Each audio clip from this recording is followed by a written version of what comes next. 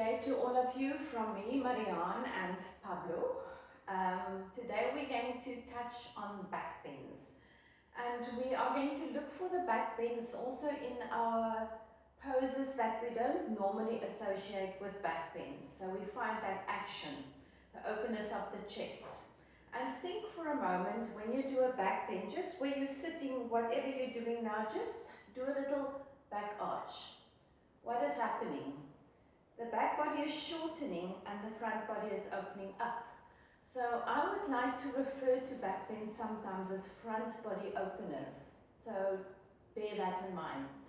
So, well, namaste, here we are. We're going to start with the first pose, and it's going to be in Tadasana. So you come to standing, you place your 2 feet together. If you've got lower back issues, you stand with the feet apart.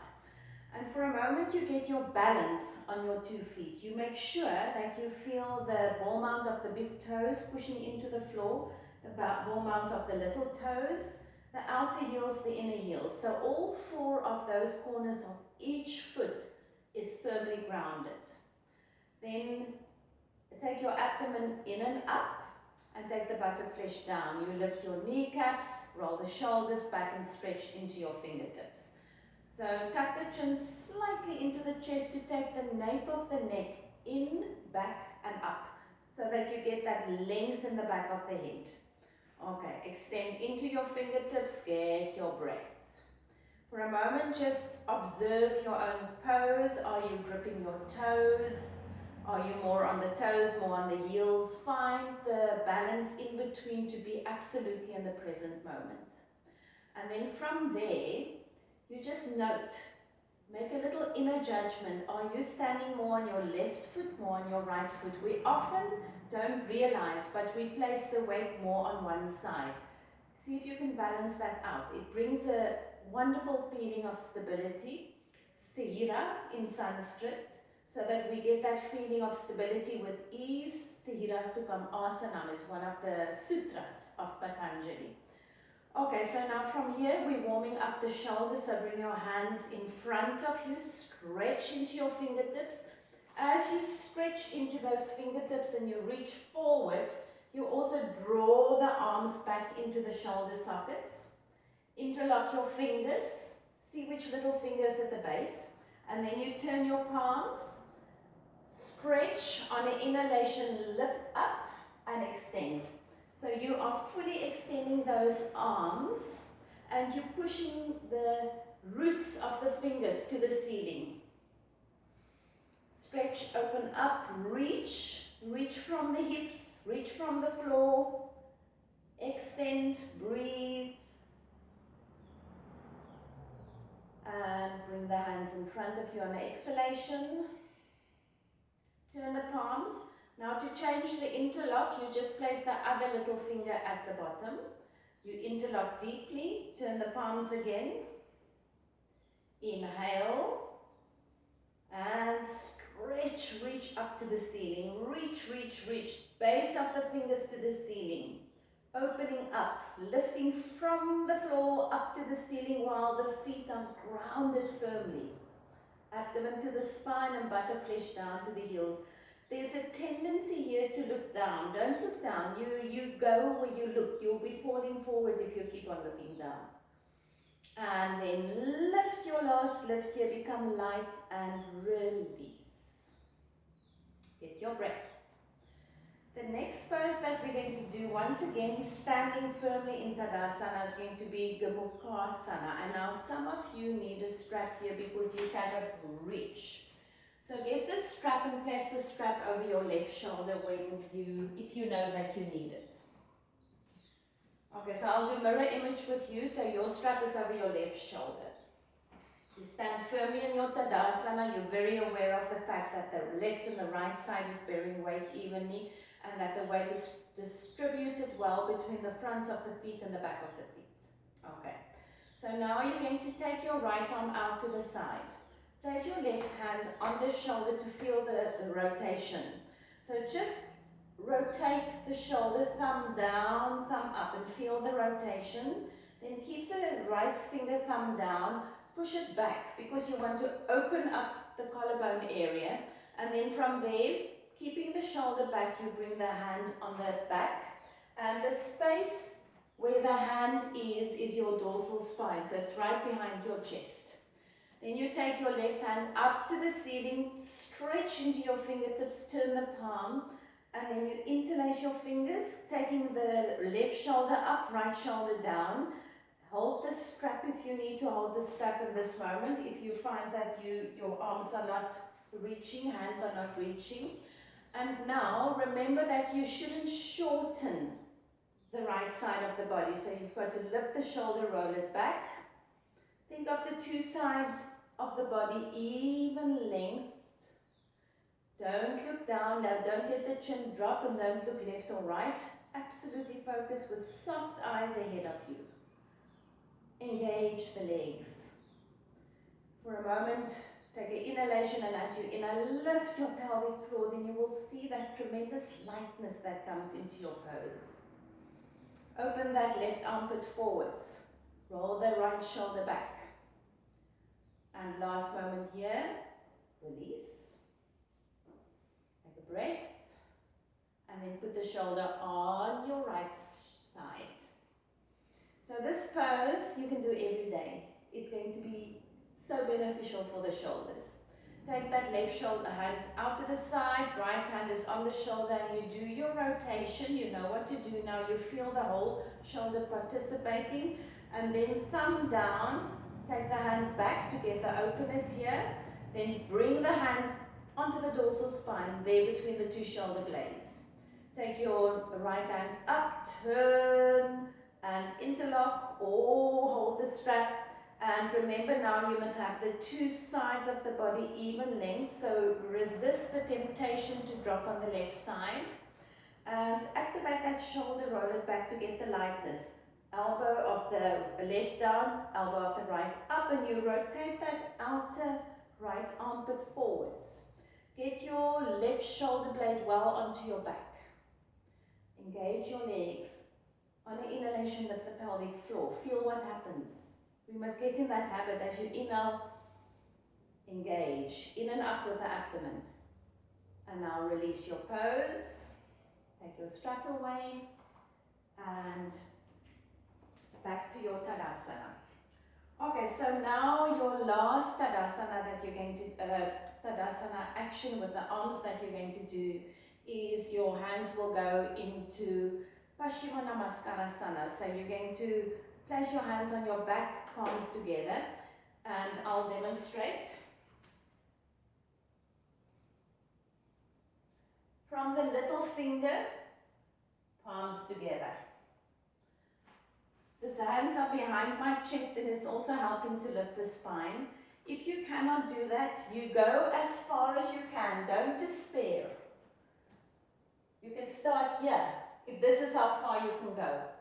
Otherwise, you can hold your elbows. So we want to get that front opening. So inhale, exhale, in the pose, open the chest, holding the elbows or palms together. If the palms can go together, try to get the base of all fingers touching evenly and equally. And feel how the little finger can push into the body and lift up. Pulling the skin of the back slightly up and get the openness from the center of the chest into your collarbones, into the tips of the shoulders. And then release. So I think your shoulders are nice and warm now. Next pose is Adho Mukha Svanasana. Now, Adho Mukha Svanasana, dog pose, downward facing dog pose. It's just a beautiful stretch and opening of the body. We're going to do it in a specific way today, and remember, there's always this. If you cannot go onto all fours on your knees and you need to use a chair, you do your dog pose with the chair into a wall and with the hands onto the seat of the chair. So there's always a way to do if the knees can't, or if there's some reason. So let me show you how you're doing your Adho Mukha Svanasana today. So you're going to grip the front of your mat. You're going to first just stretch well back. Then you come up just slightly. Now you've got to get this action right. So you just lift your knees. You pull your mat. You want to stretch your mat. Lift the buttock bones high, high, high. And as you take the heels down, you keep the buttock bones well engaged. So let's do together. So on all fours, grip the edges of the mat in front. Have a good grip there, so it's working the knuckles also. And from there, inner arms are facing, toes are tucked under. First, just pull the mat. Just get the action of first pulling the mat, stretching. Then tuck the toes under, get your right distance here and see if you can just lift the knees slightly. Now pull, pull, pull, and in that action you elongate your spine. Then you slowly but surely lift your buttocks high to the ceiling. Keep the buttocks as high as you can as you take your heels simultaneously as close to the floor as you can. Now push your front thighs away from your face. Engage those upper inner groins, suck them in. Get your breath, elongate the front, back and sides of the body and release. For a moment just stay down, big toes together, knees wide, just get your rest here. And then inhale and sit up. I'm going to show. So you need a strap now. And it's always handy to have a foam between the feet. If you don't have it, it's not the end of the world, but we tend to lose our alignment of the feet when the feet are on the floor like that. They tend to go into duck feet. We want to squeeze the ball mounts or the inner feet into the foam. Now what we're going to do today for the first pose is we put the loop of the strap over mid-thigh. So you all get into this position first because I want to make sure that you know that it's a mid-thigh. Foam between the feet, you can always pause the video if you need to. Put the strap mid-thigh, and when I lie down, I make sure that I can still push into the strap, but I feel as if it's more or less hip width, the distance here. So it gives me stability, a container to push in. From here, and remember if you work with the strap, golden rule is your buckle is never on flesh. Okay, so it's a simple rule, but it makes a big difference. Now I bring my feet well in. I roll onto the top of my shoulders. Inhale, exhale. On the next inhalation, up I go. And I'm pushing into the ball mounts of my big toes and lifting and rolling on the top of my shoulders and buttock bones to the ceiling while I'm pushing into the strap. When you come down, vertebrae per vertebrae. So get your position. Make sure the strap is the right width, not too narrow, not too wide. Keep the arms soft. Find the four corners of the feet. Press down and inhale. Up you go. Roll more onto the top of the shoulders and lift that dorsal spine. You know where that is now. Up. Keep the abdomen passive. Lift the buttock bones to the ceiling. Lift the outer hips to the ceiling. The strap is giving you more staying power here. And then vertebrae per vertebrae, elongate the spine as you go down towards the tailbone. We do it once more. Chatushpadasana. Inhale and up you go. See if you can lift even a little bit more. Or can you push the ball mount of the right and the left evenly into the floor and get more of a lift. Remember, abdomen shouldn't poke to the ceiling, keep it passive. And elongate the spine as you come down. And just rest there for a moment, get the quietness in the abdominal area. And then you take the strap and you just take it off. Just see what I do. I just take it off, make sure my loop is quite small so that I have space. And I put it over the fronts of my ankles now. Got my foam, we do the same pose in a different way. Let me show. I hold close to my ankles. If you've got very long arms and you can easily reach your ankles, do so, but do not compromise your pose. I go up, I wiggle, I get as close as I can here. At a certain point you can maybe insert your hands underneath your feet. Some of you can easily reach and you lift even higher. Otherwise, keep on holding the strap. Okay, so strap over the fronts of the feet. Exhale, inhale, and up you go. So lift, lift, lift. Roll onto the top of the shoulders. Engage the feet and lift more. Find the balance between the shoulders and the feet. Can you put your hands in with the palms up to the ceiling? It will give you the opportunity to possibly lift even a little bit higher. Make sure that your knees, imagine the strap is there, your thighs, your knees are not out to the side. And then lengthen the spine, come down. And just stay for a moment. Be on your back, feel the abdomen quiet. Let the whole body relax for a moment. Then you stretch your right arm over and you roll over to the right side. And you come up. So we're going to take the belt and the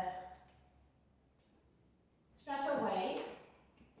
And you can have your chair or you can face a wall. So let me just show you here. We're going to stand and we are going to, from Tadasana, take hold of the foot.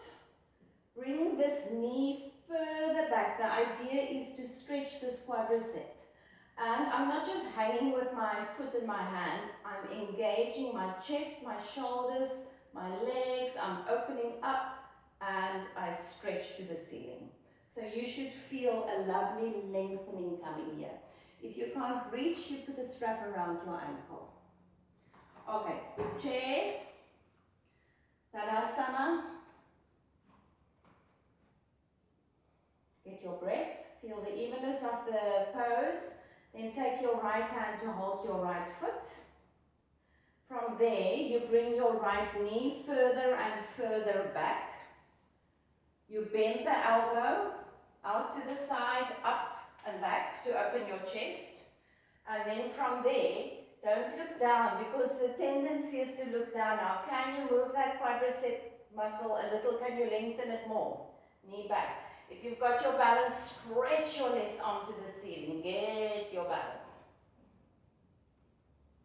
And elongate that quadricep muscle. Roll the shoulder back. And release. And get your breath. Get your Tadasana. A muscle that tends to cramp here is right here, so stay relaxed. If anything like that happens, just go into a dog pose. Okay. Left hand, left foot, shoulder opening up like you did in that second pose when we did Gomukasana, shoulder back, opening up. Quadricep elongating, find the ball mount of your right foot, take your right arm up to the ceiling once you've got your balance, and don't look down, look ahead of you. If you look down, you fall down. Even breaths. And then release. Okay. So I'm going to show a variation that you can also do of this pose if you can sit on your knees. And the other option is to keep on doing the one that you've just done. This is for kindness. It's nice and kind to the knee. So I've got my leg to start off in a 90-degree angle, then you lunge because you want to ultimately land a little bit more on the top of the kneecap. And then from here, find the foot. Same action with the shoulder and open up. Get your breath. You can lunge slightly forward. And now I open my chest, tailbone in, and if you've got your balance, you can even take hold of the other foot. Okay, so let's try that together. If that doesn't work, you repeat the previous pose standing. Okay, so you've got a foam underneath your left knee. Right foot is in the beginning, underneath the knee, 90-degree angle. Then lean forwards, adjust to come more onto the top of the knee, I sort of lift and I pull the skin of the knee slightly back. Take hold of the foot, roll the shoulder back, elbow open, opening up to the back. Find the four corners of your right foot, tailbone in, chest lifted. So I'm not leaning forwards, I'm opening up my chest. Take hold of the foot. So there's a little back bend in here now. Take your breath and feel the quadricep, beautiful elongation here on the left side. And release. And just transform briefly into a dog pose.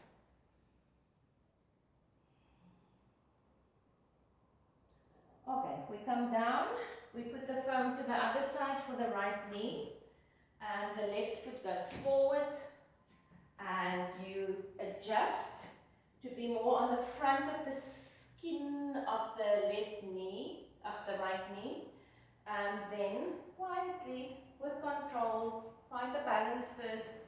You take hold of your right foot, and elbow action, shoulder action, open chest, tailbone in, chest lifted, back bend action, finding the foot with the other hand, if you can, chest opening up, even breaths, quadricep elongating, and release, and into a dog pose. So there's always an option, you repeat the previous pose. Okay, and now just get the foam out of the way and walk your hands to your feet. Put the hands on the thighs, push the chest forwards and come up. Okay, so now we are going to have fun with Virabhadrasana 1 action. So I put my chair like this, but for you, it's always better to have it pushing into a wall for security now. So I'm going to explain the first pose that we're going to do. You just observe. Watch my placement of my feet. 90-degree angle. I'm on the toes of the back foot so that my heel can lift and my hips can be level. I don't want this action with the back foot, which is the classical pose for warrior pose 1. From here, I take my tailbone in, I lift my chest. I use the chair to get that openness in the chest. No leaning forwards. This can also be a wall. Straighten the back leg. Interlock your hands behind you if you've got balance and open up the chest. Can you bend a little bit deeper? Make sure that your legs are well apart. Okay, let's do it together. Place your right foot forwards and step the left leg back. Bend that right knee. You've got the chair, you've got help here. Bend that right knee slowly. Make sure, look at it, because many people have the tendency to turn the knee in. It should go down evenly straight forwards. Be on the toes of your left foot, heel lifted, chest open, tailbone in. Now for a moment, think of extending from your inner right leg to your inner knee. Feel that. Imagine there's a strap over there, and then it's pulling into your outer right hip. So get that action, and also think of lifting your shin bone to the ceiling. Straighten your back leg, get your chest open now, lift the chest. From here, if you've got balance, interlock your hands behind you, pull down and back and open the chest even more. Soften the face, look ahead of you, open the back knee, lift the chest. And release, and step forwards, get your breath. Take the right leg back. So now, remember that bending action today is slow and precise. You want precision here. You don't want any mulliline pose. You want the knee directly over the ankle. You want the extension from inner leg over to hip. You're on the toes of the back foot. You're wide enough apart and you really can lunge deep here. Remember to straighten that back leg. Fingertips on the chair or on the wall, tailbone in, chest open. Feel the four corners of your left foot. Lift that shin to the ceiling. Interlock your hands. If you can figure it out, the non-instinctive interlock, and pull the hands back and down. Open up. Take the shoulders back. Feel the chest opening up. Heart space is lifting to the heavens. And you're looking ahead of you. And release. And step forward. And you will possibly find that you don't breathe in these poses. Virabhadrasana is a strong pose. Gradually we get used to it and we learn to breathe in the pose. Okay, so we take this a step further. So we find the back bend in our warrior pose. We're going to take a strap. Get your strap. It should still have a loop on. And when you put the strap over your wrists, it should be shoulder width apart. Okay. So when I stretch my arms into the strap, you can see my arms. I have a tendency to roll my inner elbows up to the ceiling. I have to correct that. Get the inner parts of my arms to face each other and to be perpendicular to the floor. And then from here, I'm just going to demonstrate. I'm a Iyengar yoga teacher, my mat must be perfect. Okay, so when I do the pose now, same pose. So we first set up everything, we don't think arms yet. When I go up, I push into the strap, I inhale, I lift up, and I deepen my pose. It's a wonderful way of doing it. Okay, so strap is in action, hands are on the seat. You're going to find a little strap over your face, don't worry about that. Right foot is forward, left foot is back. Use your support of your chair. Even if you can't lift your arms, you can still press into the strap in this action. From here, check your 90-degree angle, be your own teacher, I'm not there to see you. Extend from inner groin to inner knee, outer knee to hip. Exhale, inhale, stretch into your fingertips. Gradually take the arms up evenly. Don't worry about the strap tickling your nose. Stretch into your fingertips, take the arms as far back as you can. Take the tailbone in, lift the sides of the body, feel that dorsal spine moving forwards. Breathe. If you've got high blood pressure, take the hands down after a while. Don't keep it up too long. Then hands down. And quietly push on the chair and step forwards. Breathe in, breathe out, and step the right leg back. We love this pose, ne? Okay, so now bend, take your time. No one is rushing you. You've got the time of the world for yoga, ne? And then even hips, shin parallel or perpendicular to the floor. Extending into the fingertips, pushing into the back heel. Inhale, stretch into the fingertips. Make sure the inner arms are facing evenly. And then up you go. Pushing into the strap. Tailbone in, lifting action. Chest open, heart space lifted. And stretch a little bit more. Now breathe. And release. And step forwards. So there's one more last action here. You can still work with your chair for balance. I'm going to do this facing you. Some of you might be able to go free here without the chair. We're going to do the full pose where we take the hands up into Paschimottanasana. So let me demonstrate. We'll still be on the toes of the back foot. We in this action already is getting second nature now. I'm going to bring my arms forwards, bring my elbows closer to each other and take the hands up, stretching into Paschimottanasana. Even breath, so straight arms and stretching. And then to come out, stepping forward. So welcome to have your chair still in front of you. I'm going to face you doing this now. You can do with the chair, same direction, whatever works for you. Standing Tadasana. Step forward with that right leg. Be on the toes of the back foot, heel lifted. For today, we work like that. Tailbone in, hips even, 90 degree. Don't get lazy with a 90-degree angle. Arms in front of you. Bend the elbows, bring the elbows closer to each other, hands together and stretch up. Try to lock the elbows and stretch into all 10 fingers. Lift the chest and open up. Even breaths. Lift your pelvic floor. It will make such a difference in the pose. And then step forwards. Back to Tadasana. I know, it's tiring. It's energizing. It's back bends. Okay. Stand at the back end of your mat. Taking the left foot forwards. Beyond the toes of the back foot, lift the heel. Bring that right hip even with the left hip. Tailbone in. 90-degree angle. Suck the shin bone up to the ceiling. It makes such a lightness in the pose.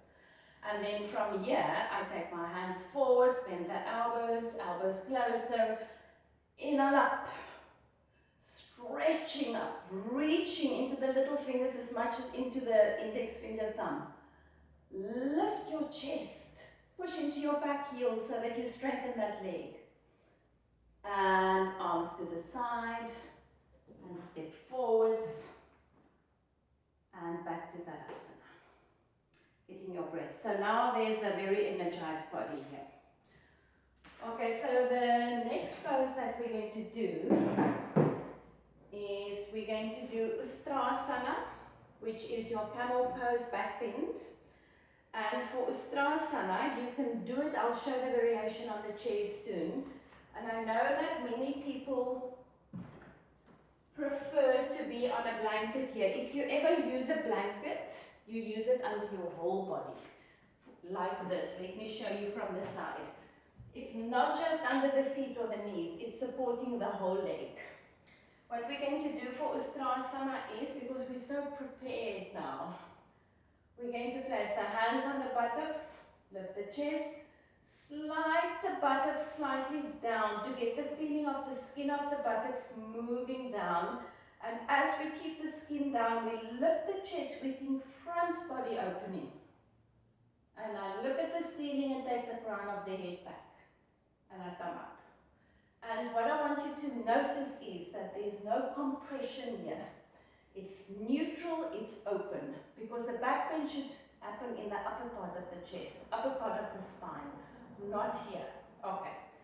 So, the way to do it on the chair is you're going to, if you can't sit on your shins for some reason, you're going to be on the front edge of the chair, roll the shoulders back and have the hands wherever you find the comfortable spot.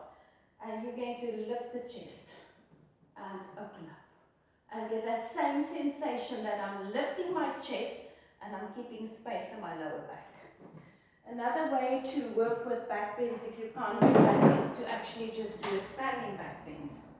So I bend my knees, I lift up, I find that spaciousness, lifting the chest to the ceiling, and come up, chest, head.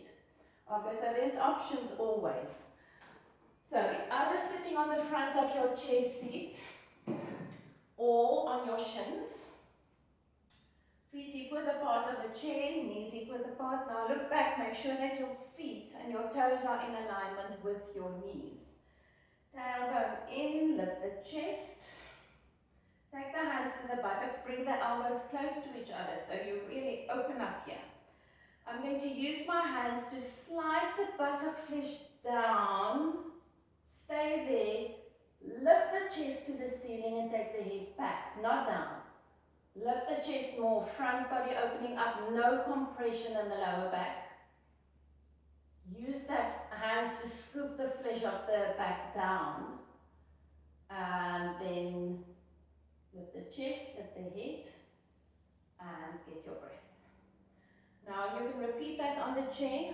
You're going to go full pose now, 2 times in your own time. I'll show first. So you're going to go into the same action here. You lift the chest, you don't take the head back yet. You slide the hands down, you lift that buttock bones in, you lift the chest and you take your hands simultaneously to your heels. Lifting the heart space, head back, chest open. Front body is moving up to the heavens. And then when you come up, chest and head. And you can sit down for a moment. So do twice in your own time. Remember to simultaneously find the heels and simultaneously to lift back up again. Don't go one hand, one hand. So take your time, go into your pose, get your breath.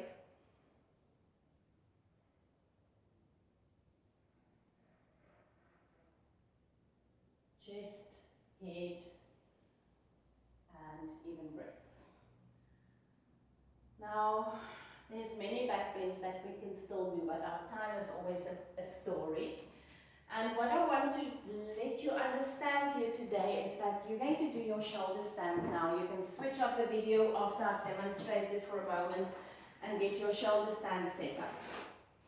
So for shoulder stand, I'm just going to recap quickly my setup here. I've got my 4 blankets. I'll show quickly here. I'm lucky because I've got these Indian blankets, but I'm sure you can find something at home or use your phones. And you can see I'm not shy for height. It makes my pose much lighter if I'm on a higher setup.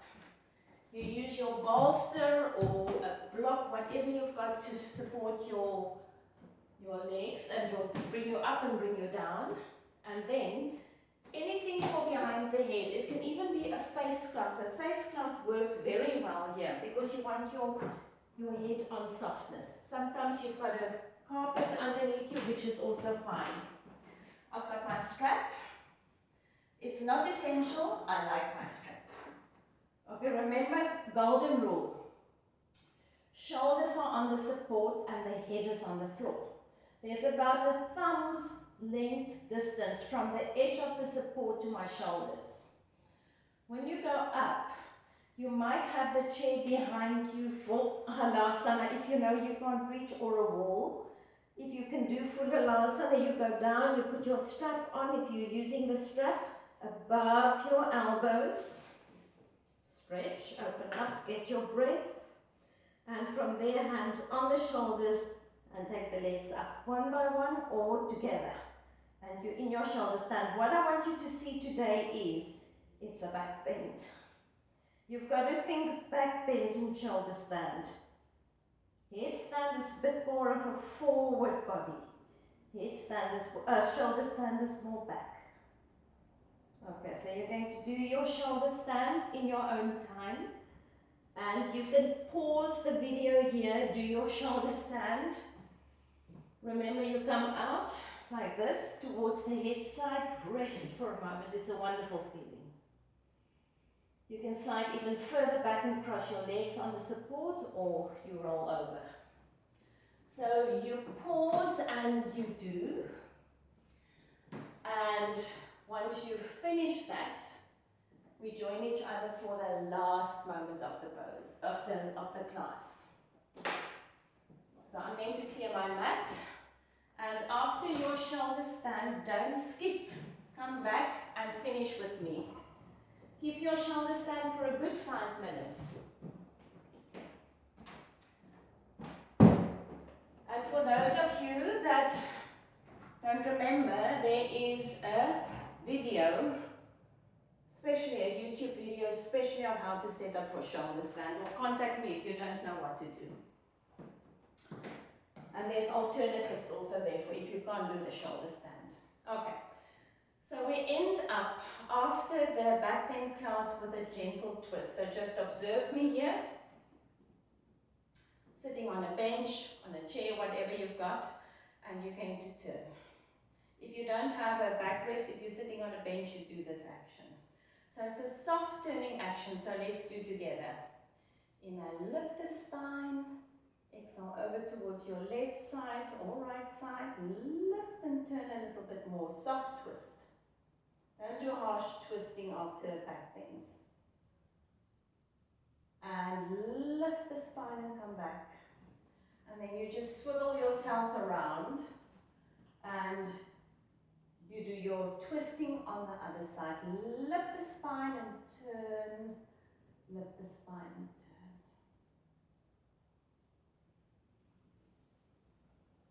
And release.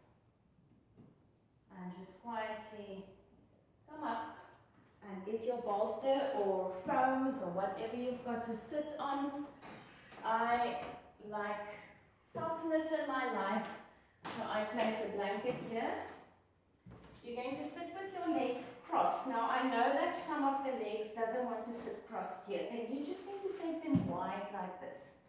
And whatever you choose with your legs to do, you want a long extension in the spine, front body, and when you put your head down, your chin is slightly tucked in so that your forehead's energy moves towards the chin. So just watch me here. And you're going to rest here. Sometimes you need to put more support. Figure it out. Some people I know like to hang here with their arms. My arms are short. I want as much quietness as possible. So get your position, get your chair, either cross the legs or have them wide.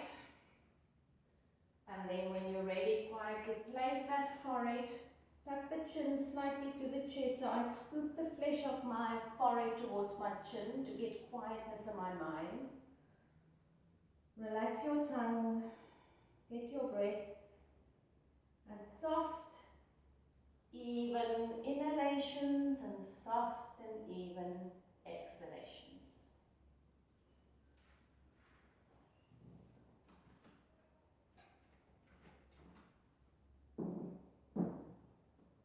If your legs are crossed, after the next breath, just change the cross of the legs.